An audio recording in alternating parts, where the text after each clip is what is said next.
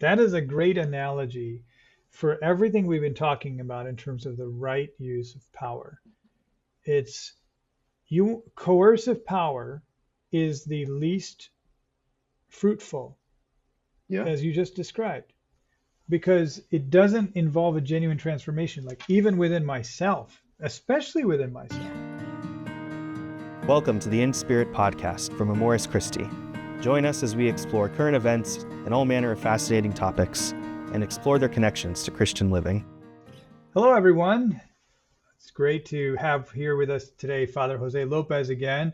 I love talking to Father Jose because we have the most interesting conversations on a lot of topics, and some of them we tend to know more about. Some of them we don't really know what we're talking about, but we kind of find our way through it to make some sense of reality and keep asking deep questions. And so today we actually want to talk about power, maybe hopefully gain a better understanding of what power is, how we should understand power in a genuinely human way, what that looks like, especially as revealed in the light of Christ. And we specifically want to look at what power looks like and or should look like in the church and good ecclesiology, right? So first of all, thanks for being here, Father Jose. Thank you. It's a great joy always to have these conversations and now through these mediums to allow others to share with us in the conversation. That's So right. it's Yeah, yeah. And hopefully maybe we can even start looping in some other people, have like yes. three-way conversations and stuff. But I want to start by just acknowledging the fact that power can be an uncomfortable topic for people to talk about, especially as Christians, right? Because Yes. at least in the way it seems in the modern world, if you're totally in the secular world, you've sort of embraced, let's say, a political worldview or a capitalistic worldview, you have no problem talking about power Yeah. because it's just people just own it. It's like, yeah, I want power or whatever. Even if they don't necessarily publicly disclose that to everyone, they don't really necessarily have a problem acknowledging that fact and speaking in terms of power. But within Christianity, it becomes tricky because we have a higher code of values, in a sense, to live by. And we've one of those obviously is humility, because they virtues, and love, right? So power becomes a little bit of like a dirty word. And one of the things that I've noticed is that for a lot of people who are active in ministry, inevitably, if you're in leadership, there are going to be dynamics of power. But then if you can't speak about them or acknowledge them, or you want to pretend like they don't exist, that kind Exactly. of becomes a problem, Yep. right? I Yeah. mean, yeah. Do you see that? Do you see that as a problem, first of all? Yes, I see it as a very, very, very massive problem because this is what happened by blindsiding yourself about power and you consider you don't have power. What these ministers sometimes become is what I call a meek despot. It like it looks very nice, very amicable, very soft person, but then because it's not aware of his use of power, Mm, use it as a despot, use it strongly without the proper rails, and it become very problematic. mm. Very problematic. There is power is a function of reality. It's a real thing that we have to acknowledge. You know, that reminds Otherwise, me, that reminds me of I have a nephew who is growing up, he's always much larger than everybody else's age. So he'd be playing with kids his age, but because he's bigger, he would just tend to do more harm to everybody else. yeah, And at some point, my sister had to explain to him, like, look, you're larger than these other kids. So you had to be aware of that when you play. You can't play maybe to the same intensity when you're, just fooling around. And I think the idea is if we don't know how powerful we are, we might feel like we're just having fun or playing around or just doing our thing. But the effects of that could be much greater than we realize. That could be part of it. I don't know if that's everything Yes. that you're saying in terms of being a meek despot. There could be some. There's actually probably something deeper and, in some sense, darker to what you're saying. Uh, yes, definitely. That is a wonderful way of putting it because it is true.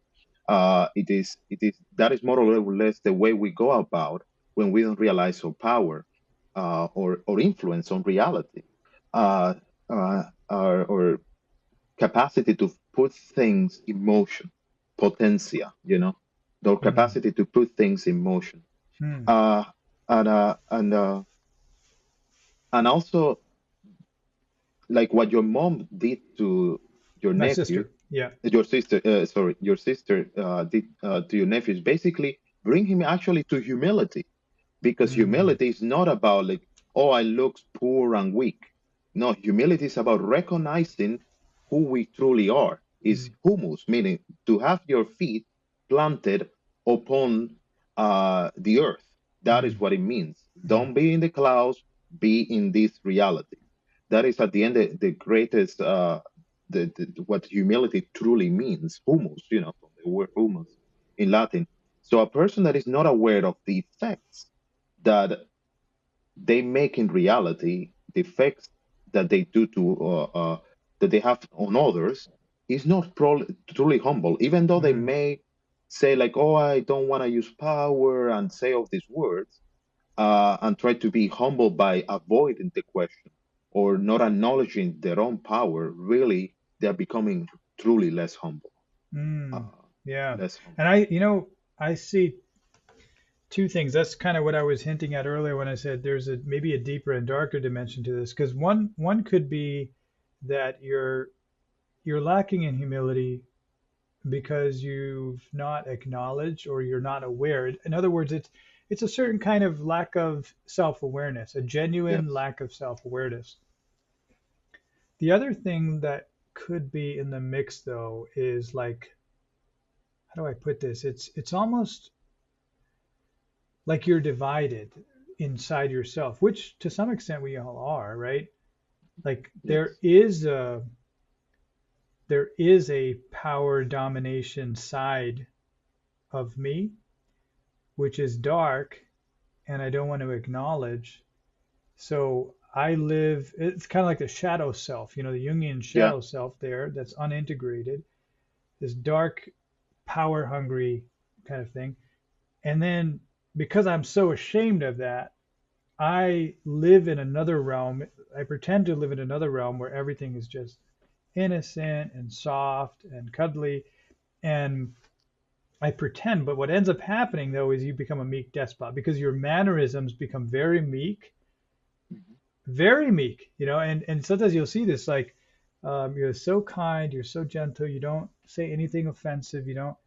But meanwhile, you do a lot of passive aggressive stuff. You do a Yes. lot of manipulative stuff. That darker side comes out in unpleasant ways and in very like non-straightforward ways that becomes extremely difficult for the people that you're working with to work with, because they Exactly. can't, you're not really being genuine and straightforward. And so, and maybe you're fooling yourself into thinking you don't have power, but you actually do. All those things become very difficult for people. Yes, and I think as you put it, with the union darker side, I think part of it is that maybe that person doesn't uh, understand or have the hope that they can redeem these passions, that they can Exactly. order these passions. So they say like, nope, I don't gonna accept it, and they create all this fictional world instead of looking at it. Okay, I wanna influence people and I want to tell them do this, do that, and so they do it. But when you accept that, there is a path to redemption, a path of, okay, should I, reflection, asking the Lord to help you with it. But if you don't acknowledge it at all, these passions are there, these desires are there, and they're going to manifest Oh in yeah, ways that are not appropriate because you have not dealt with them. It's that's like the right. dam that end up breaking. That's Uh, right. And I don't think that it's really possible for anyone to have no desire for power. yeah, And this kind of leads, maybe we could go into the direction of where we could go next, like what is power? right? Um, that's a deep question in some Yeah. sense, or and I think part of the challenge is that it can have a variety of meanings in different contexts. I think of power, like I've been reflecting on this. I think of power in the most basic universal sense, and you could correct me if you think I'm wrong, but as just ability. So if being capable. So if a person feels like if I feel like I can do anything, then I feel like I'm all powerful. If I feel like I can't do anything, there's nothing I could do. I feel powerless. And now you had said earlier it's the capacity to put things into motion, which I think is essentially the same thing. It's capacity, capability, basically. To put things into motion essentially means to affect some change, to do something, right? Yeah. So I think that seems to be like a broad, universal kind of definition-ish thing. Would Ex- you agree? ex- Yeah, I agree. I agree. As you said, power morphs in its environment Yeah, and changes, but I think that is a general definition, the capacity to put thing into motion, to affect reality. And by yeah, the way, I want to confirm what you said. There is no way we don't have desire for power, at least from the Christian perspective, because right in Genesis, you have God Himself telling Adam, meaning the humanity, go and subdue the world, mm, meaning that is exercising power upon mhm, the world. Name it. Not only we exercise the power of subduing it by physical means, but also we affect it even on a more profound level, which is naming them, giving them meaning. Now you're gonna be a rock, kind mhm, of. And this is the meaning of a rock. You're gonna be called cow, so there is not only exercise of power from the exterior perspective, subduing the animals, and the animal kingdom, the earth, extracting, mining, and all of that, but also creating meaning upon them. mm. Uh, so Yeah, yeah, absolutely. and that That's is an great. That's exercise of great. power. Right. Yeah. Because I mean, so, right. So the reason we say that everyone has to have a desire for power is because otherwise you'd be saying, no, I have no desire to be capable, no desire to affect any change whatsoever, which obviously that would be a terrible thing. I mean, that'd be almost like being dead. And Exactly. so everyone has that. But then to your point from Genesis, also man is at the he's the pinnacle of creation. He's the crown. He governs. He has to govern all of creation, and effectively we do that. I mean, Yeah. we maintain the material world, everything from our lawn to whatever, our car and everything. Like we do subdue things. And then we also impose meanings upon them, or we recognize their inner meaning, but we also set certain boundaries of meaning. Um, So yeah, so I think we can Yeah. establish that everybody has a desire for power, but here the question really is power over other people, right? And that's where it becomes problematic, and it can become uncomfortable. Should I have power over other people, and what does that mean and such? But maybe before we get there, Yeah. we could kind of work our way there by looking at what power means in some context, right? Um, Power in physics Yes. is kind of an interesting thing to look at. I'm not a physicist. You're not a physicist, but it's interesting because it's basically the amount of work that happens in a unit of time specifies how much power there is. So which is I find that kind of interesting because it's so work involves exactly what you were talking about, something being in motion. There's a force, and um, it basically puts something into motion, and then a Yeah. certain amount of work is done. Like if you carry something from here, down 100 feet away, you've accomplished some work. But you could do that really slowly, or you Mhm. could do it really quickly.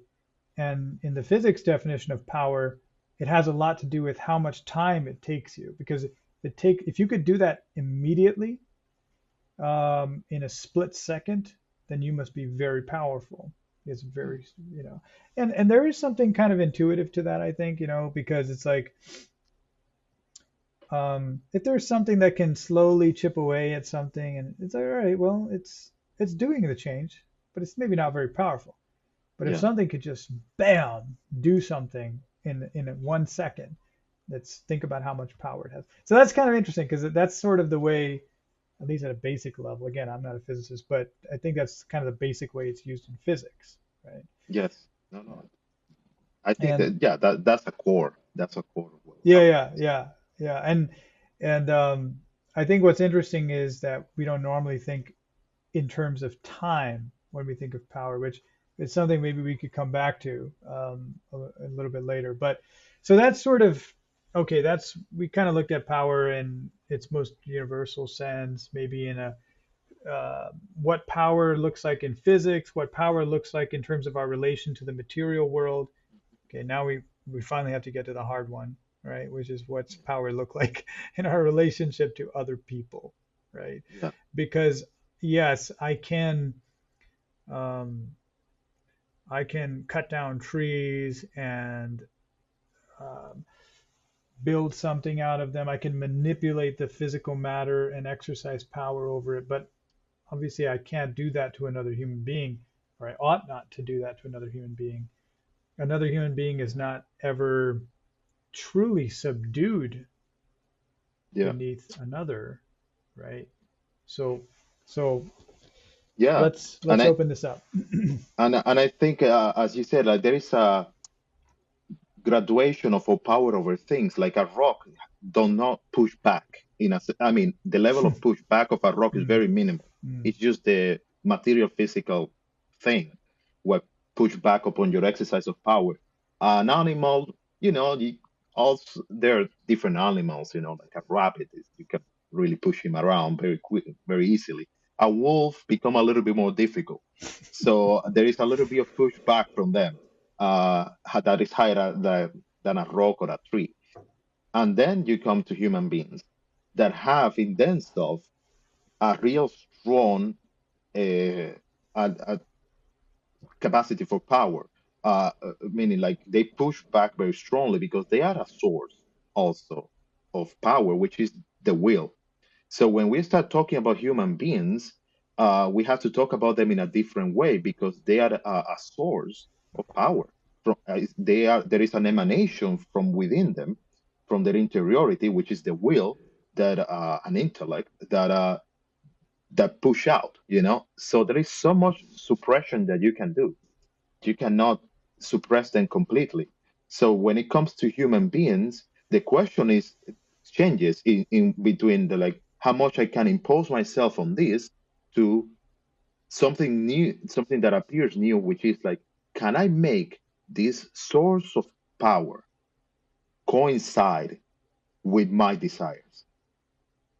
I don't know. Basically, can I make this also energy that is in there basically be used for the same purpose that I have, Oh, the and energy of the other person the energy of the to other align person. with my own. Basically, What, can I get this other person moving in the same direction as me? as So we're me. moving together.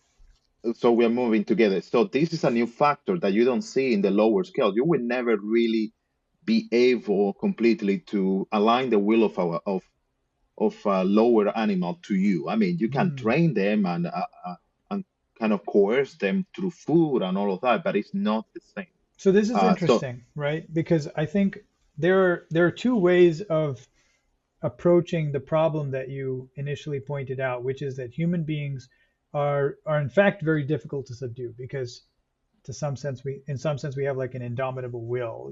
We can yeah, human beings are very strong in will, and there are two ways that you can approach that problem. One is the way of the tyrant, which is to say, I will become all the more powerful then.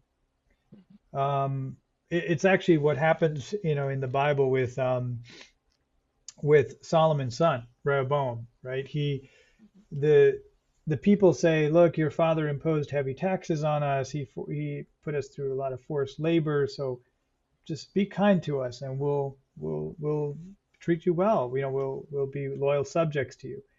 And so he says, okay, well, if that's the case, I'm going to show you just how much more powerful I am than Solomon.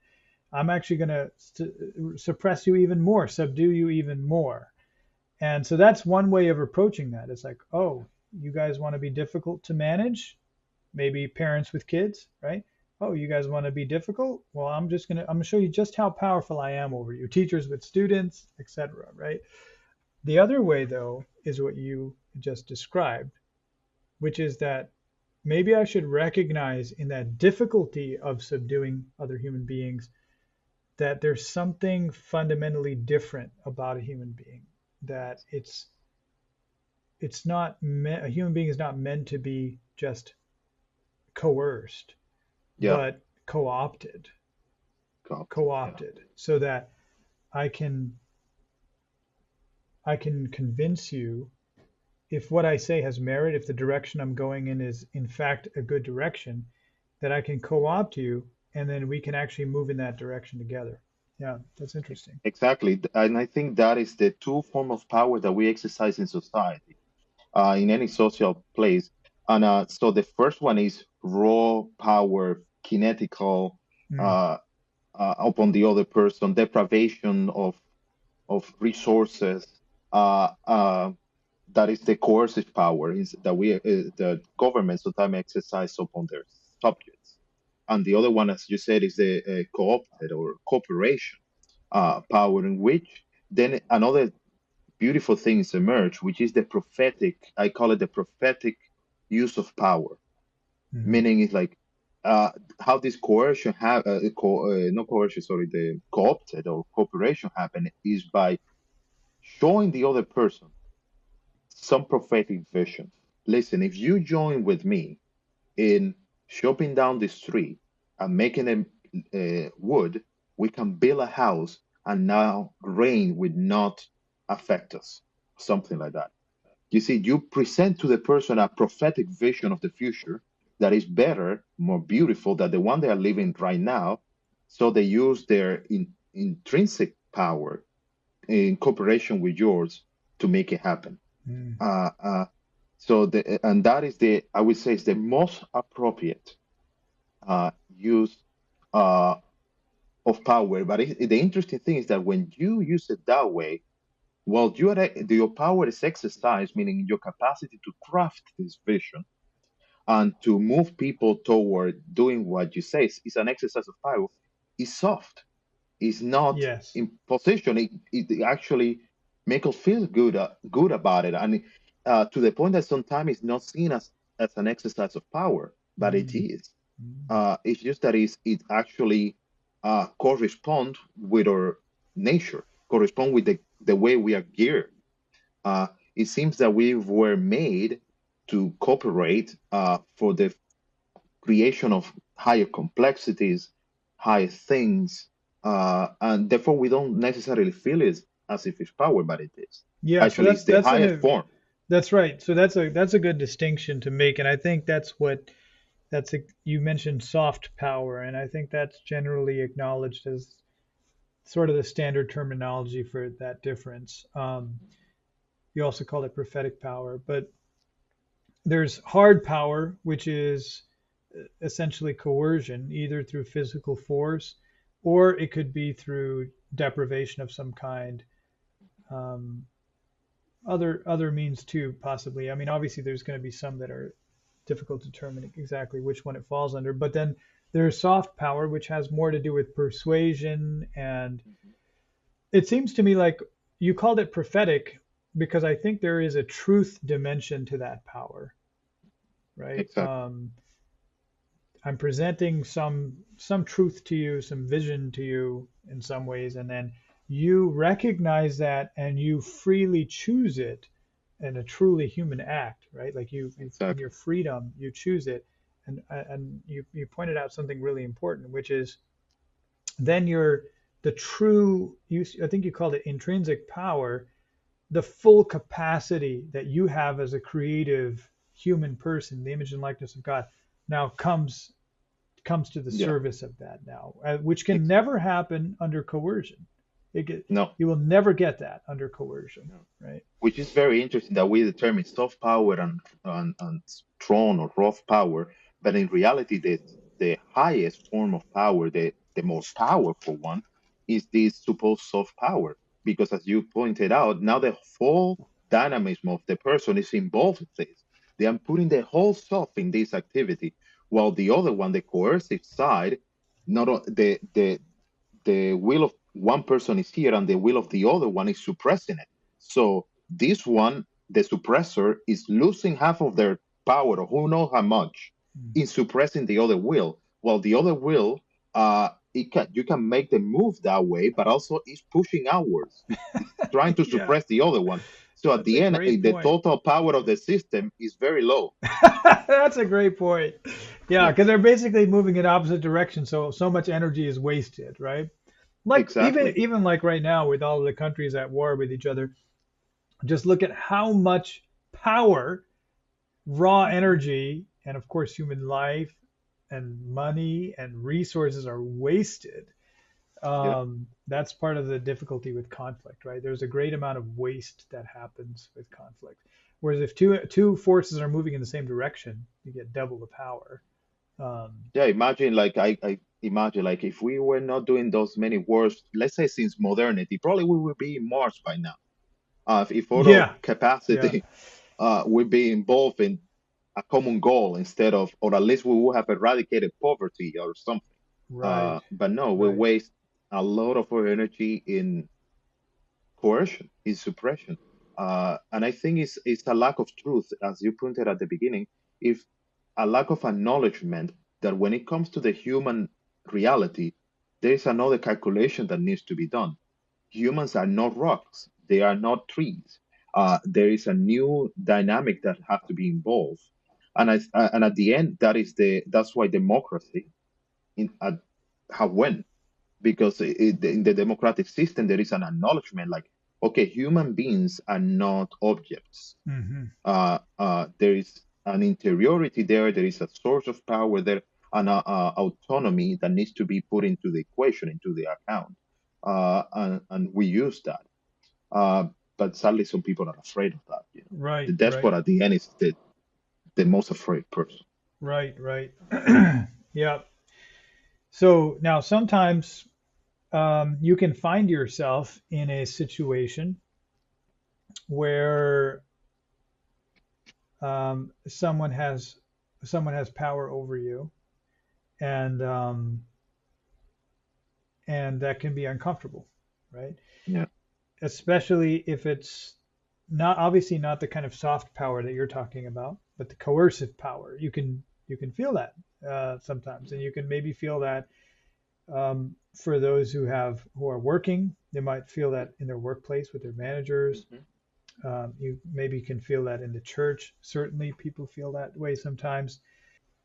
Okay, so we've talked a little bit here about what power looks like when it's between people, among people, what it should look like, what it unfortunately can become, and all of that. What about specifically in the context of the church? Now, I know, Father Jose, you've done a lot of studies on patristics and especially St. Gregory the Great, and you have some pretty strong opinions on what's the right use of power. So, um, share some of your insight with us here. What should it look like? Yeah, in the when we come to ecclesial power, uh, the balance of the distribution of coercive and prophetic power, as I call it, or soft power, is probably should be, as I see it, 95-5, meaning like 95% prophetic power, maybe 5% coercive power. Mm. Because And also just to something, just to expound on those terms, right? We've talked about it already, but in the context of the church, because obviously in the modern world, the church doesn't have can't there's no burnings at the stake or anything like that, right? yeah, So when you say coercive power, what are you referring to? I'm referring pretty much deprivation of office or deprivation of a service, of expulsion from the community. Uh, Okay. that Yeah. is what I'm talking about. Um, yes, and yeah, that is what I'm talking about No, that, in the that makes it modern clear. era. Yeah. Yeah. Okay. in the So modern era. yeah. Okay. So basically, some form of yeah, removing somebody from their position, firing somebody, Yeah, removing a person from the community, all those things. Okay. Good. Good. exactly. All those things, And so you're saying because that should only be 5%, right? 5%, and this come to an interesting question. So why I don't say 100% is because no, there are wills, human wills that are depraved, that are problematic, that are violent. Therefore, in the state, when it comes to the state does need some element, of course, power, because there is elements that are problematic, that are violent, and the state should have the capacity, meaning the agglomeration of the people, to protect themselves from that. From that, so the same thing happened in the church. There is, I would say, there is some point elements in the church that become highly problematic for the whole organ, for the whole functioning of the body of the church. And therefore, there is a certain element, of course, of power that needs to be exercised on those people. And Like you see that as a kind of last resort. last Is resort, that of right? course, that, yeah, that is a last resort when basically the prophetic, invitational, cooperative, co-opted way of exercising soft power fails. And this person becomes dangerous and aggressive toward the community, then yeah, we do have to use some form, of course, of power or demand the state to exercise that power for us. Yeah. And let me ask you a question here. So you differentiated between um, or you've spoken about like prophetic power, right? Which is that anyone can essentially inspire, I guess you can say, another person or co-opt another person to a shared vision. But that it seems to me like a form of power that is um, not specifically hierarchical and not connected with specific offices or roles, because essentially anyone in a community can spontaneously Yeah. uh, be themselves enraptured by a vision and then captivate the attentions of other people for that vision and lead them that way. But that's Yes, obviously not the way the church works. I mean, it is partly the way the church works, but not entirely, right? yeah, exactly. You have pointed out there at the distinction between charismatic power or charismatic exercise of ministry and office or official power of official exercise of ministry. The charismatic, as you pointed out, anybody can be charismatic in the sense that to put out a vision and co-opt, make people cooperate with that vision. That is a natural to each person to a certain level. Like some people preach well, some others are very good at organization, some others are very bright and are building something. So that is a charismatic functioning, and you can see that in early Christianity all over the place, especially in the Acts of the Apostles. But then what happened is that some of the functions becomes necessary for the well functioning of the community. Like for example, in the Christian community, somebody needs to know well the Bible. Uh, Otherwise, we will not be able to interpret it rightly, and we or common vision or common desire to follow what is there in the gospel becomes distorted. So there is will be in the community eventually at some point a person that's capable of doing that charismatically, out of raw nature. Mm-hmm. But the thing is that charisma is not controllable; it's spontaneous. But the community needs this stable. This all throughout its history, the community needs somebody to do that. And then there is apparitions of offices of a stable is an stable charisma, a charisma that Hmm. is okay. We need that. We need this charisma since it's essential for the well-being of the community. We're gonna establish it as and try to keep it forever. Now, and that the church does that. I mean, every society does that, but especially this church by establishing offices, establishing which office mean like basically trades. Uh, Hmm. by establishing offices. So, okay, and especially in the early community, you have the itinerant prophets. The apostles came by a certain community, preached the gospel, the kerygma. People accepted it. Well, the apostle co-opted their wills towards the project of bringing the kingdom of God to fruition. But then they move on. So okay, that's great, but they move on. What do we do now? The apostles instituted, like, okay, there will be, well, there may pass another apostles through here, and this is the itinerant prophets. We're gonna appoint a stable local prophet. Will be, Oh wow, that's pretty yeah, okay. That's pretty cool. yeah, So will okay, so be, you're saying that just so I can see if I'm following you here. The To take that analogy, it would be like the first apostles were more so in a way exercising a charismatic leadership in the mm, sense that they were personally called by Jesus and they were living out that grace of apostleship yeah, which was given to them in a sense spontaneously yeah, if you want to put it that way. But then they keep moving around and they needed to appoint people in each place to preserve that charism of apostleship yeah, down through the ages. So then they appoint their successors, which yeah, because I've always noticed that. I mean, even from I remember thinking that even when I was young, I was like, why don't we call the bishops apostles? What we always call them successors of the apostles. We don't really call them apostles per se. And there is a distinction there. yeah, They're yeah, they're tasked with kind of holding yeah. that charism of the apostolic church, I guess. Exactly. Well, and there is a distinction because of power. The apostles, in a certain sense, since they are the receiver of the charisma, they are connected with Christ at a very uh, uh, fundamental level. They saw him. They work with him. Their memories are the deposit of faith. Uh, uh, they can add to revelation in a certain sense, meaning like they can remember things that they may not have said at the moment, but oh, but I remember also this, so they can add to the deposit of revelation. Their successors cannot do that. Uh, Right, right, they, right. because they are not as connected as they are. Therefore, there is a lower scale. They are now preservers uh, of the revelation, not uh, crafters or direct communicators of it.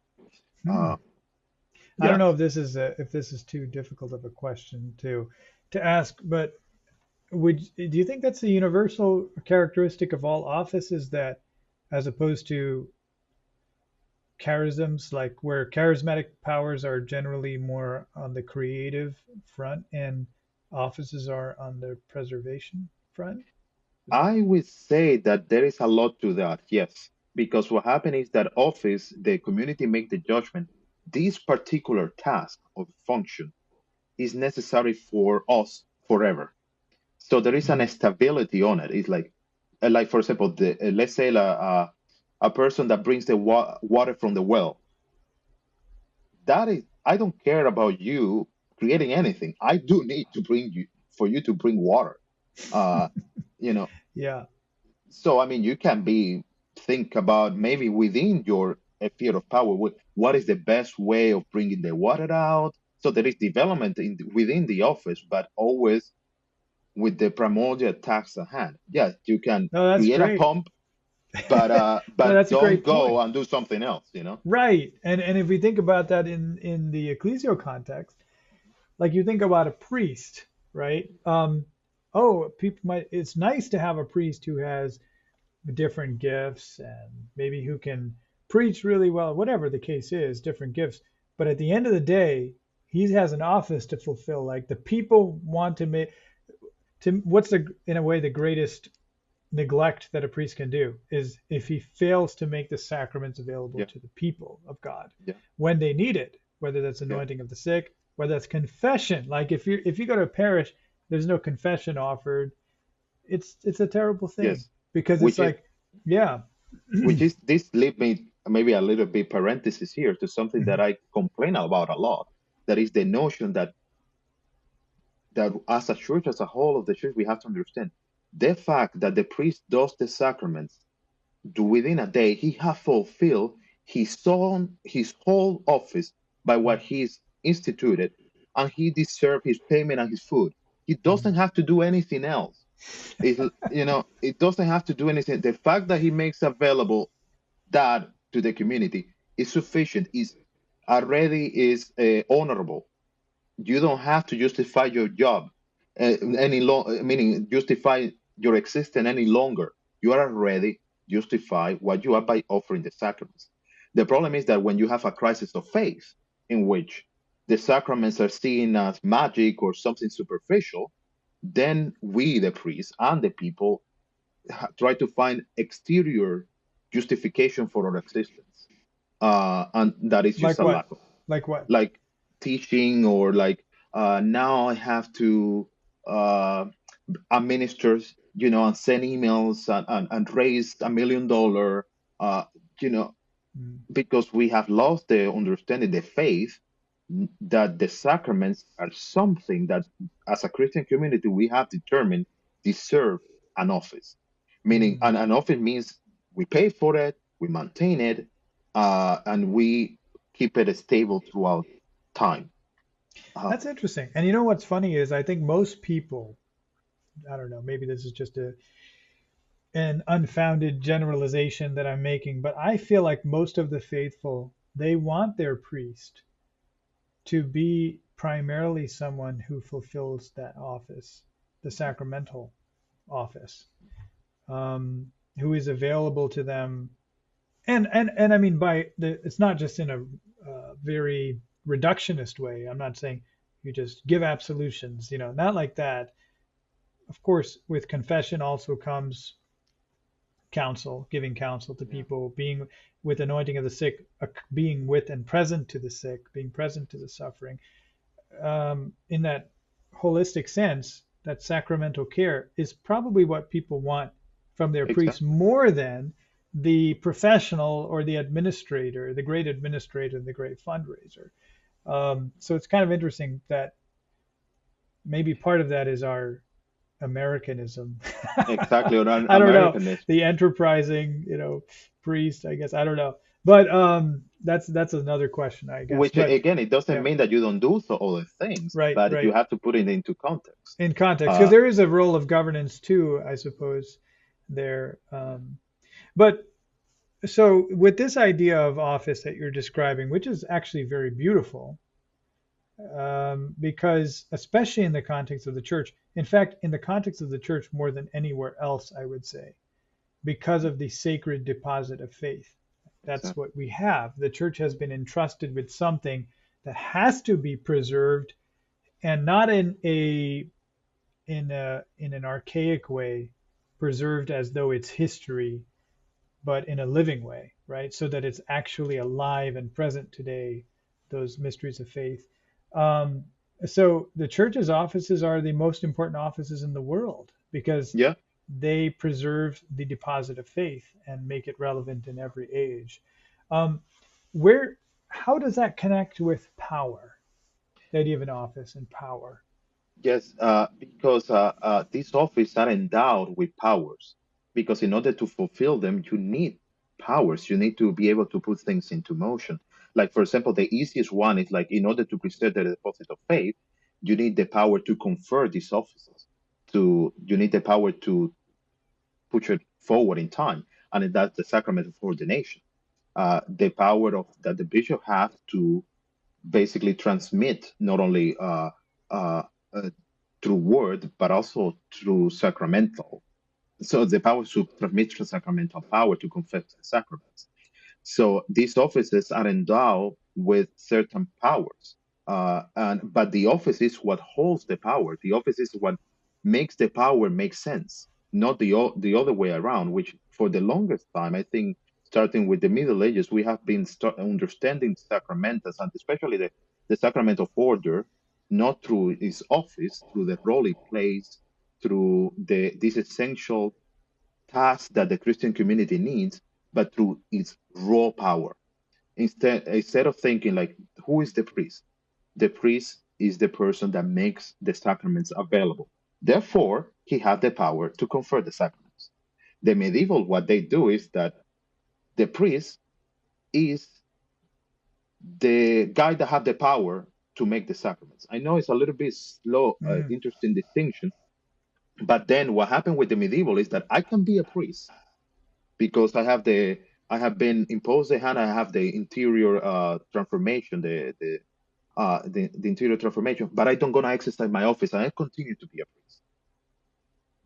Technically, maybe yes, because the potency is still there, but effectively you are not exercising the office. So effectively, you are not a priest. You are a Mm. distortion. The community doesn't need a guy that had the potency to do the sacrament. The community needs a guy that effectively exercise that potency in service.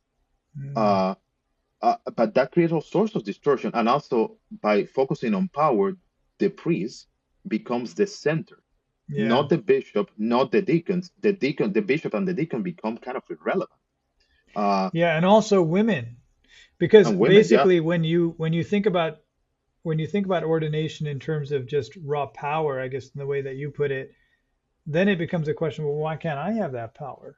I yeah, mean, whether you're a woman or a married person or whatever, and many other, I mean, not there, obviously we both work in seminary formation. Not everybody who comes to seminary wanting to be a priest can become a priest or will become a priest. And so there's all kinds of people that might say, well, why can't I have that power? But when you put it in terms of what you're saying, which is an office, it is something that the church is entrusting to certain people for the fulfillment of an office, not so that you can have a power, you know. exactly, So the power is more bound up with the obligations of the office. Then having exactly to the fulfill obligation, those obligations, these powers are given, right?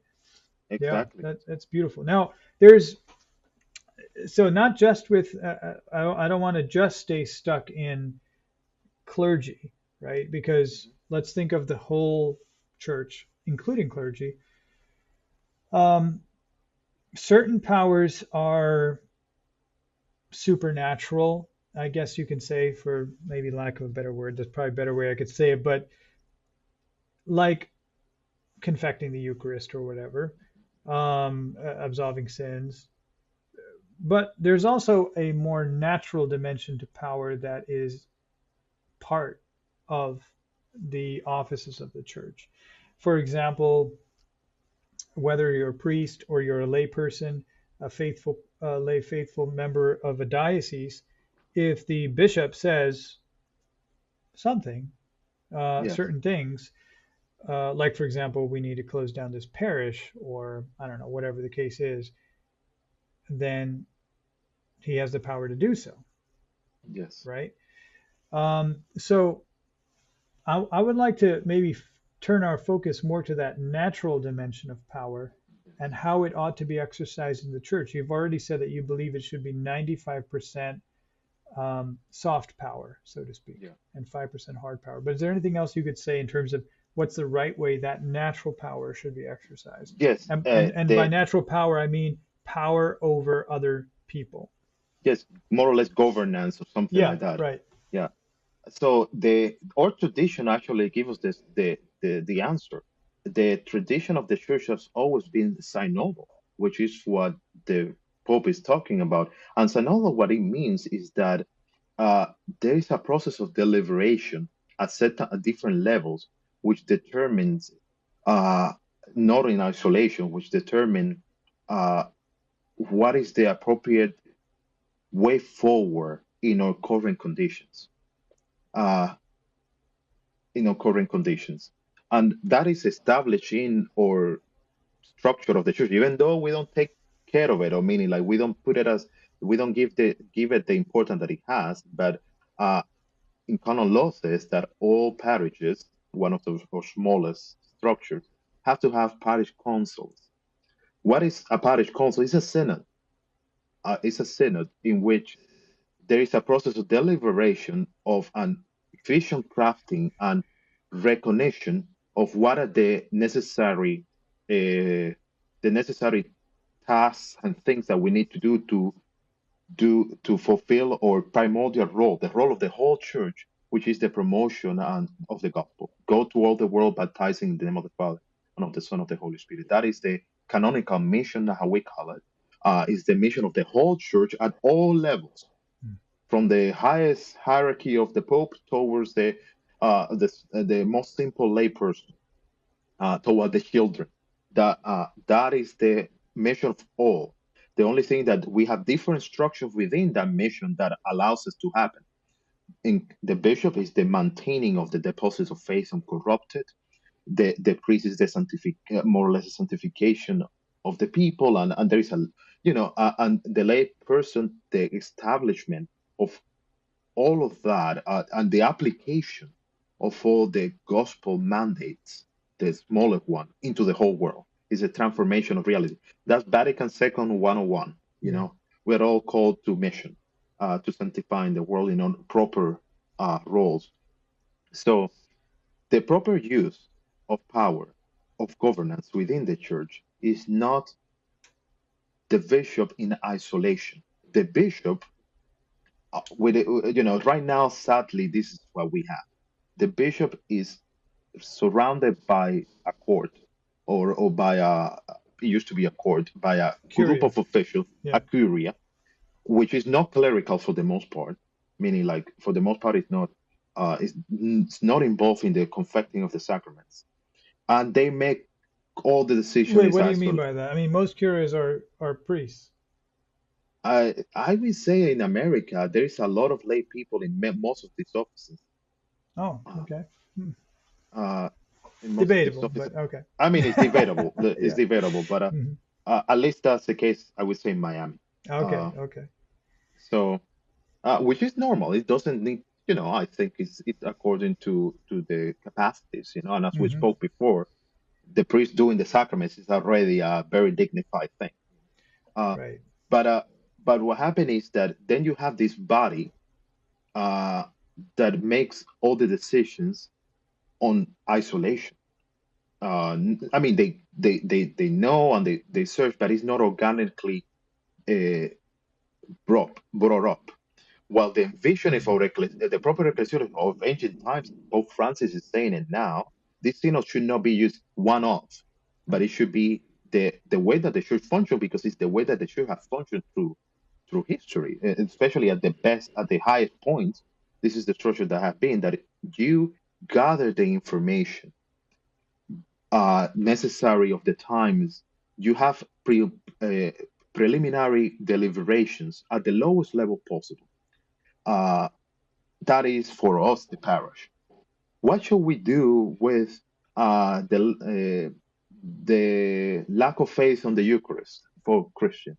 The first deliberation is at the lowest level, the principle of subsidiarity, the parish, the parish council, and all of that, and you start widening that uh, synodal way. Hmm. So you have the Wow. up the ladder, and the bishop, yeah, the bishop is the last place of judgment. Uh, Not even that, because the bishop can continue to go up in more synodal, meaning the bishop of the region, then the bishop of the wider national church, and then the bishop of the universal church. So even it doesn't even stop with the bishop, but you see there is an ascendant deliberatory, deliberatory body that uh, that deals with the situation.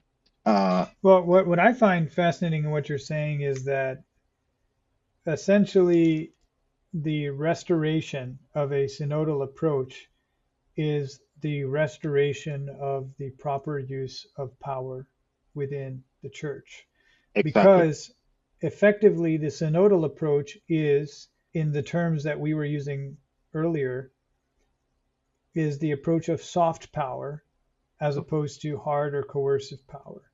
Because what you're Exactly. doing in a synod is that you have the gospel at the center, so to speak. You have the deposit of faith and the teachings and traditions of the church at the center, and then you have a community of people saying, how do we get on board with this? How do we exercise this today? What does that look like? And it has to be, I suppose, led by the person who has the office, whether that's the pastor or the bishop or the pope. But what he's trying to do is to co-opt everyone to that so that their intrinsic power is in Yeah, alignment towards that vision, as opposed to a coercive approach to saying, this is what it is, this is what is being taught, and this is what you must do. exactly.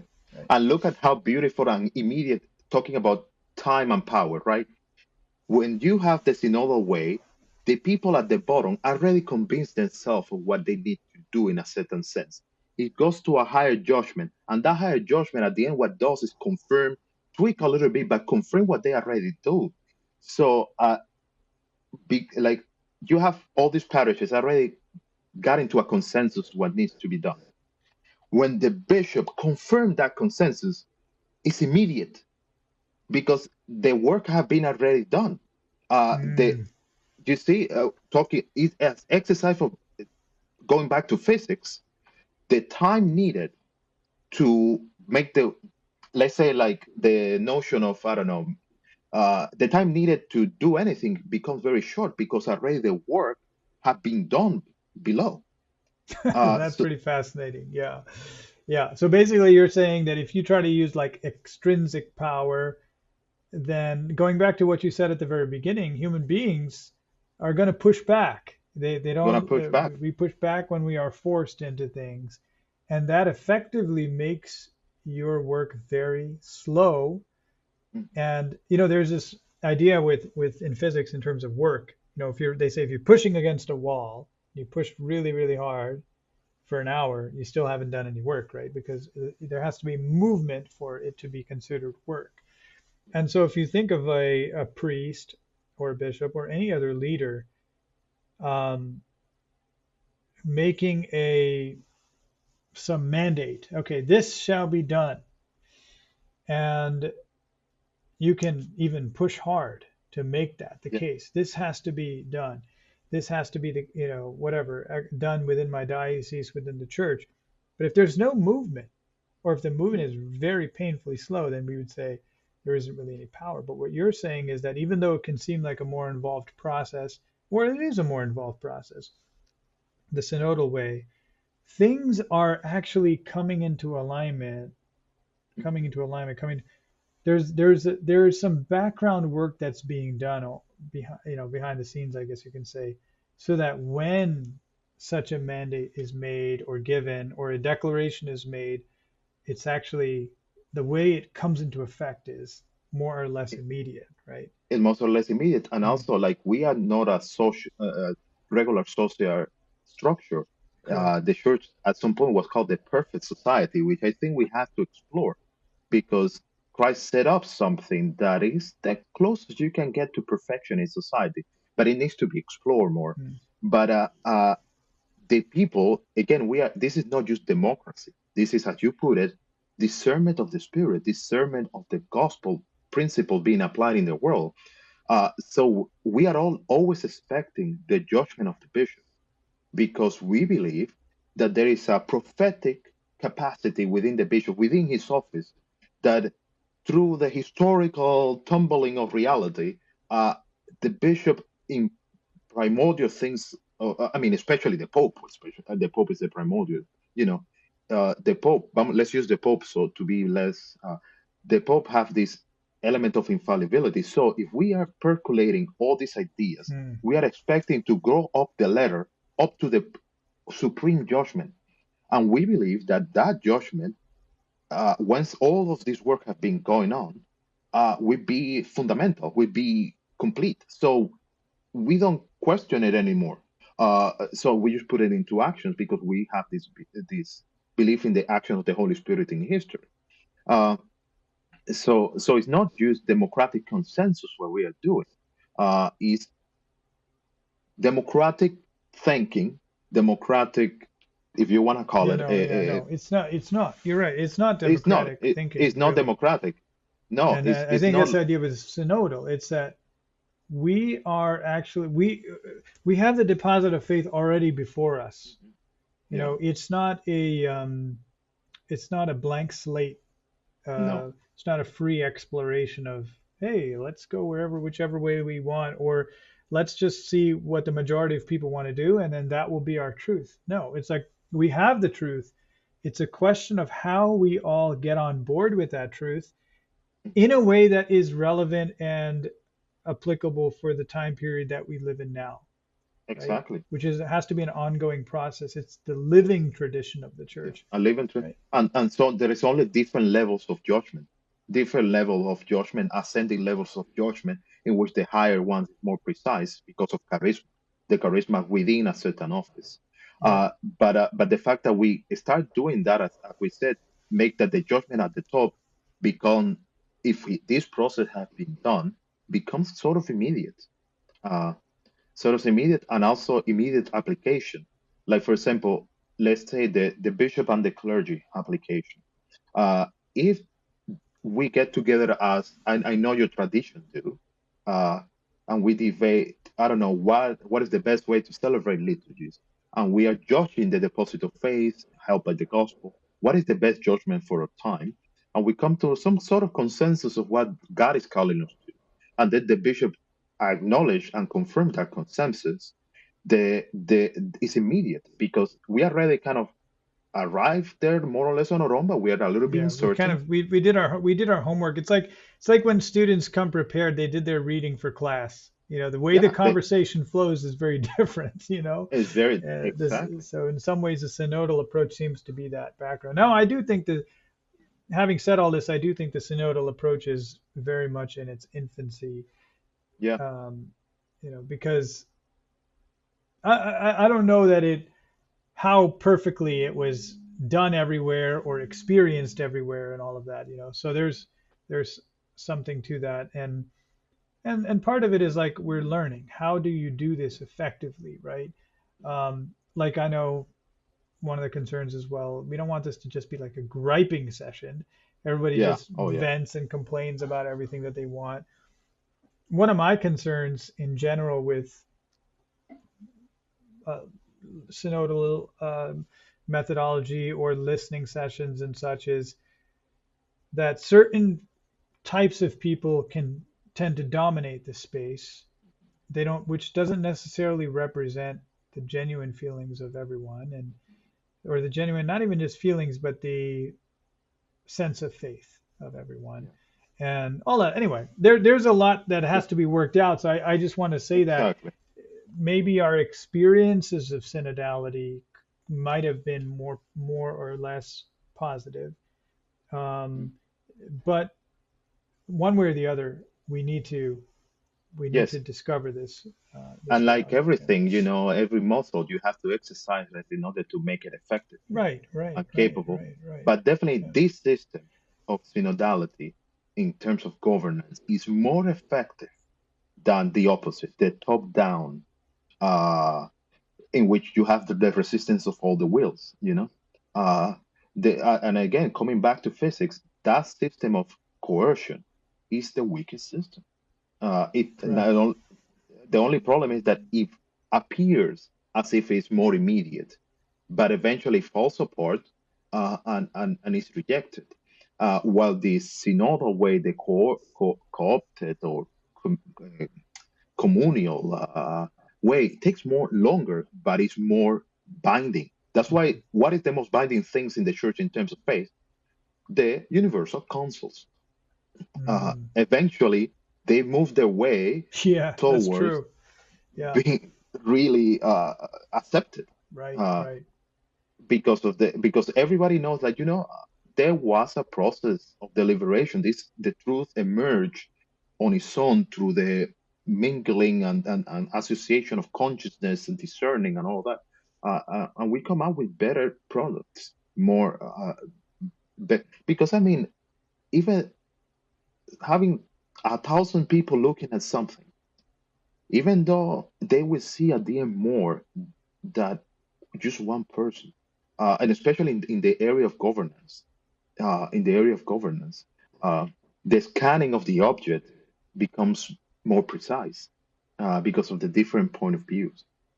Hmm. Uh, Yeah, I'm just thinking as we're speaking about something that there's a person I know who used to be a CEO of a big company, and he said to me that you never go into a board meeting or whatever to propose something for a vote unless you already know which way the vote is going to turn out, you Oh, know? And it's like, that's interesting. And I think that it kind of is a sort of a secular version of what we're talking about here. It seems to be, I guess, well understood in the corporate or political world that you've got to do, there's groundwork that needs to happen yeah, before that decision is made or something is promulgated. Now, in our case, it's not done through a vote. So it's even more important because the person in power, at least in terms of maybe pastor, bishop, pope, can make a unilateral decision. yes, Technically, yeah, can. That's something students ask me so in the past when I've taught Vatican II and such. They're like, wait, so technically the Pope can just make any decision he wants, right? So then what's the point of an ecumenical council? And but but it comes back to a lot of things we've already discussed, which I don't want to rehash. But it's, the idea is that there is groundwork that has to be done. And yes.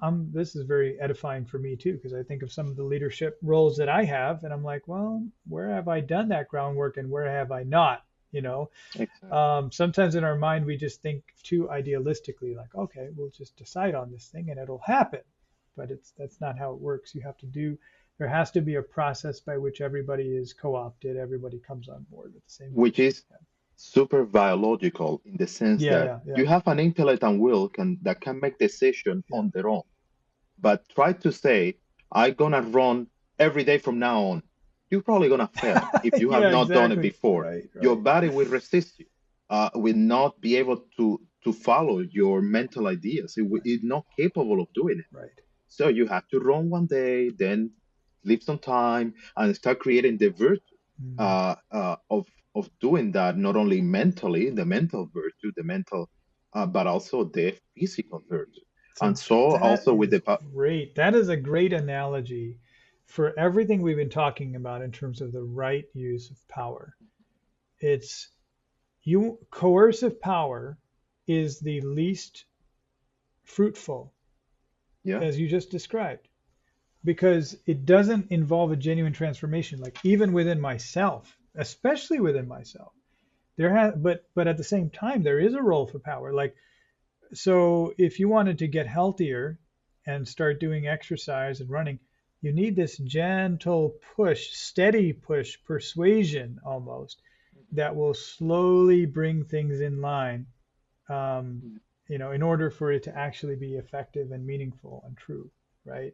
And yeah. that's a great way for us as people in the church, whether as clergy or lay, who have different roles of power, to think about our call. And our prophetic call is to gently but steadily and powerfully Yeah. to lead things towards the truth, in the direction of the truth, right? Which, by the way, is something that I have to still check. But you know, that the tria monera of all Christians, basically, priest, prophet, and we say king. But I have read, I have to check it out, but I have read some uh, patristics that actually don't use king, but pastor, priest, Mm, prophet, and pastors. Because the way a pastor leads his sheep is very different than the way a king does it. A king is more like raw, coercive power through armies. The pastor, yes, he have control and have to lead his sheep, but he have not a perfect he doesn't have a perfect power over them. They can move here and there. So he sometimes, in order to move them so over, he have to go to the other side and move them hmm. here, then to the other side and move them here, and kind of guide them in that way towards the end. And I think that's the role of every Christian. That is the way we have to understand it. I know we say king, and more or less we understand That's what good. that means, but I think pastor, and actually that's the name we have, especially the clergy have received through the ages, pastors. And when you hear go to the gospel, Jesus Christ is talking for the most part about pastoral images, That's right. Yeah. because I think it conveys more the way we exercise power Yeah, In you're right. And I think both images, I'm thinking biblically, because you've got David who's the shepherd, and the king, and I think both images have been used and they convey different aspects maybe of what we're talking about. But it's beautiful that as we were talking, how we see the consonance between what has to happen within ourselves and what has to happen in our relationship with others with regards to power. It's almost like what we're saying now is almost like it would be the equivalent of saying self mastery may not be the best term. Self yeah, shepherding is self-shepherding. Yeah, probably not only just better or sounds better, but also more effective. Like, more I mean, effective. we see that all the time in our own lives, but also with people that we walk with. People that are able to shepherd themselves. It's like I forget which one of the fathers uses that idea that we are our own parents, because our actions determine our Yes. future. Oh, yes. Yeah, yeah. Yeah, and it's like being a parent, loving parent to ourselves, a shepherd to ourselves, exercising that right form of power with ourselves, maybe using the proportion that you mentioned, Yeah, 95 and 5. It's like yeah, 95% I'm going to use soft power with myself, but 5% I might have to use coercive power. If I'm, in yeah. other words, as a last resort to protect myself from true harm, I might have to use coercive power with myself. And that could be a good guideline for what we do interiorly. And then because we're doing that with ourselves, it will be more natural for us to do that with other people as well.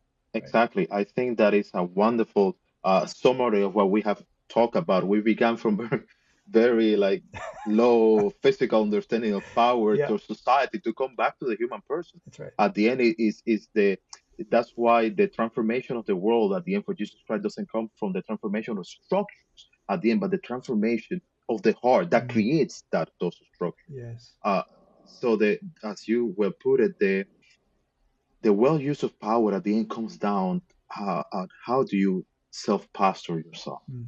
Uh, how do you lead yourself to guided by the Holy Spirit towards salvation? Uh, so how do you allow God to work within you in that merciful way and understanding way? Oh, beautiful. I think we've done a pretty good job here. We mostly stayed on topic and we had a great, great conversation. So, thanks so much for Thank you. doing this. And we're going to have a lot more conversations. And once in a while, we'll record them. Yes.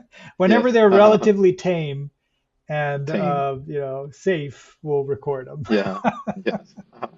Father Jose, thanks so much for your time, for your wisdom, Thank and you. yeah, looking forward to our next one. The same. All right. Bye. Thank you all. Thank you for joining us on this episode of the In Spirit podcast. In Spirit is an initiative of Amoris Christi, an apostolate dedicated to lay spiritual formation. For more information and to keep up to date, you can visit our website at amorischristi.org and follow us on social media.